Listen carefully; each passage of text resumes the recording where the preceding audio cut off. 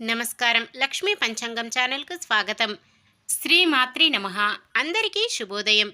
ఈరోజు మనందరికీ అంతా మంచే జరగాలని కోరుకుంటూ ఈరోజు పంచాంగం, ఈరోజు శుభకార్యాలు చేసుకోవచ్చా?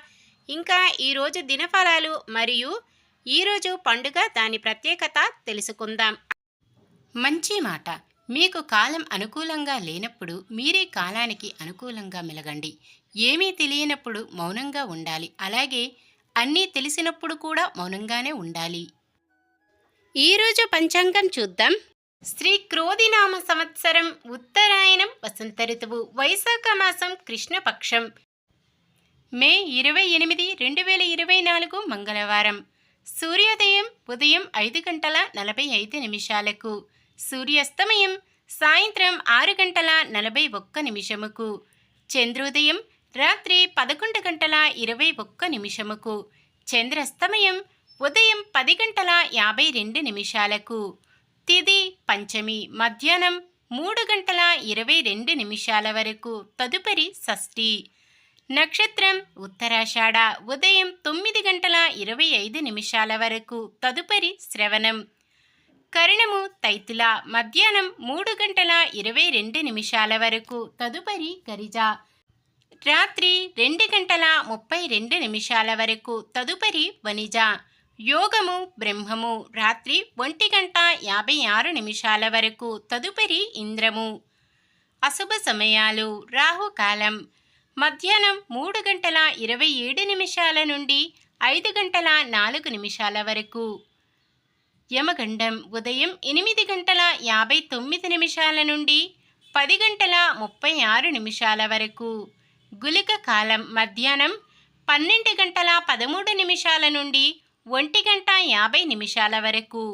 దుర్ముహూర్తం ఉదయం 8:20 నుండి 9:12 వరకు. తిరిగి రాత్రి 11:07 నుండి 11:51 వరకు. వర్జ్యం మధ్యాహ్నం 1:24 నుండి 2:56 వరకు. శుభ సమయాలు బ్రహ్మ ముహూర్తం తెల్లవారుజామున 4:09 నుండి 4:57 వరకు. అమృత గడియలు రాత్రి 10:38 నుండి 12:10 వరకు. అభిజిత్ ముహూర్తం ఉదయం 11:47 నుండి 12:38 వరకు. మే 28 మంగళవారం. ఈరోజు మంచిదైన ఈరోజు శుభకార్యాలు చేసుకోవచ్చా తెలుసుకుందాం. ఈరోజు ఉన్న తిథి పంచమి మధ్యాహ్నం 3:22 వరకు ఉంటుంది, తదుపరి షష్ఠి. పంచమి తిథి శుభకార్యాలకు అనుకూలమైన తిథి. తదుపరి వచ్చే షష్ఠి తిథి శుభకార్యాలకు అనుకూలమైనది కాదు. వారం మంగళవారం కూడా చాలా రకాల శుభకార్యాలకు వాడరు. అంతేకాకుండా పంచమి తిథి మంగళవారం కలయికతో దగ్ధయోగం ఏర్పడుతుంది. దగ్ధయోగ సమయంలో అస్సలు శుభకార్యాలు చేయకూడదు, ప్రయాణాలు చేయకూడదు. మొత్తానికి ఈ రోజంతా కూడా ఎటువంటి శుభకార్యాలకు ముహూర్తాలు లేవు. సాధారణమైన పనులు, మనం ప్రతిరోజు చేసుకునే పనులకు ఎటువంటి దోషాలు ఉండవు కాబట్టి యథావిధిగా చేసుకోవచ్చు. శుభకార్యం కాని పని ఏదైనా చెయ్యవలసి వస్తే శుభ సమయము చూసుకొని చేసుకోవచ్చు. ఈరోజు ఉత్తరం వాయువ్యం దిక్కున ప్రయాణాలు చేయరాదు. సూర్యుడు వృషభ రాశిలోనూ చంద్రుడు మకర రాశిలోనూ ఉంటారు. నిన్న మేమడిగిన ప్రశ్నకు సమాధానం. గాంధారి ఒక్కగానొక్క కూతురు పేరు దుస్సల. ఈరోజు ప్రశ్న. పాము దాడితో మరణించింది ఎవరు? నకులుడు, సహదేవుడు, పరీక్షిత్తు, కీచకుడు. మీ సమాధానాన్ని కామెంట్లో తెలపండి. ఈరోజు పుట్టినరోజు మరియు పెళ్లి రోజు జరుపుకుంటున్న వారందరికీ ఆ శ్రీ మహావిష్ణువు, లక్ష్మీదేవుల ఆశీస్సులు ఎల్లప్పుడూ ఉండి వారంతా సుఖ సంతోషాలతో సకల సంపదలతో జీవించాలని మనస్ఫూర్తిగా కోరుకుంటున్నాను. ఈరోజు మన దినఫలాలు ఎలా ఉన్నాయో తెలుసుకుందాం. మేషరాశి. ఆదాయానికి మాత్రం ఎటువంటి ఇబ్బంది లేకుండా గడుస్తుంది. వృషభ రాశి. మీరు ఎంత శ్రమపడ్డా విమర్శలు తప్పవు. మిథున రాశి సన్నిహితులకు మీకు ఎదురు సమాధానం చెప్పడంతో మీరు జీర్ణించుకోలేరు.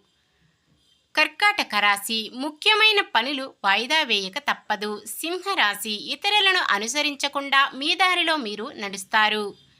కన్య రాశి చేపట్టిన కార్యాలలో విజయం పొంది తమ సత్తా చాటుకుంటారు.